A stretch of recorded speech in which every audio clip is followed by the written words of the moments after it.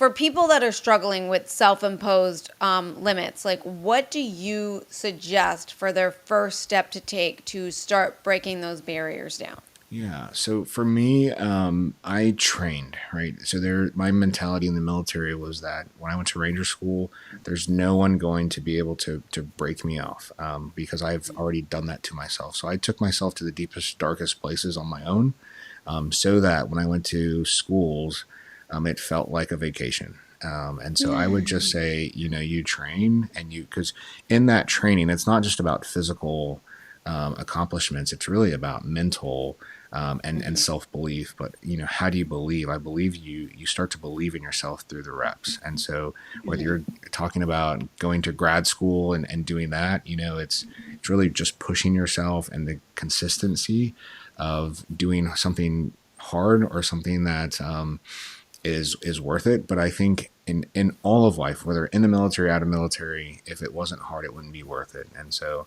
consistency is a big key. And I would just say is to challenge yourself in different ways than anyone else could ever do before you get into the spotlight or whatever it is. So I want to focus on, there was this thing you said in the book.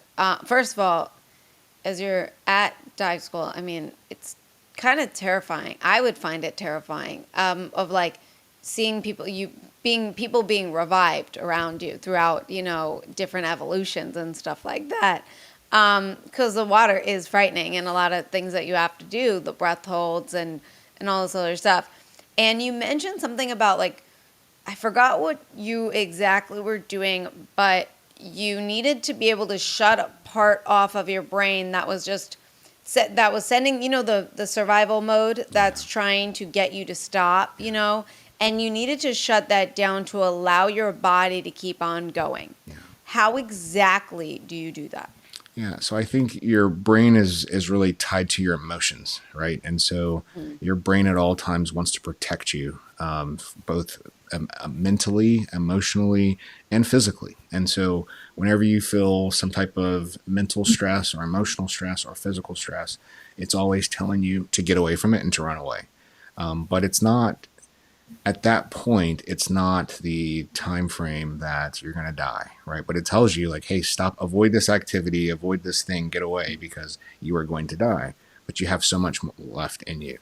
I think runners experience it. I think people in the water experience it. I think people that are public speaking experience it. And so you just have to know that your brain lies to you all the time, and you have to literally just turn it off. So when I first started speaking, oftentimes I was having two conversations. One, I'm having a conversation with the audience, and the other I'm having with myself, saying, what do they think? Are they receiving this? Why is that guy sleeping? Why is he on his phone? All of those things. Really, and so you just have to shut that part of your brain off. And and again, I think it goes back to training, though, right? You believe you can, and you believe you're trained for this, and your body's prepared for this, no matter what your mind says. And every time you do that, you achieve another level. So if you're at level 8, you push the wall a little bit further, then you're at level 9 and 10, and you really just see a growth. You just start to develop a growth mindset in that realm. So what mental techniques or practices help you to stay calm in intense situations? Because, like, we mentioned, but you just mentioned, your brain goes into survival mode. So what is there, like, a specific technique that you do, and was there techniques that you tried that didn't work before you figured out the one that did? Yeah, in training, it was, I'm a sprinter, and so often in special forces you have to do a lot of long distance running, and so whenever I was tired, I would make myself run faster. So as soon as my brain told me, you're tired, slow down, I would punish myself by immediately running faster. And finally, my brain started to tell me, stopped telling me that I was tired, because it would be punished. And so that helped me in training. But I think as far as being calm, I think you have to take yourself out of the equation. You have to it's a willingness to say, especially in the water, that this is worth it.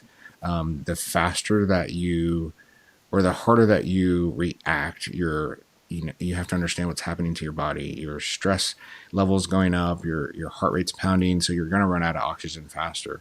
So it just behooves you to kind of be calm and relaxed.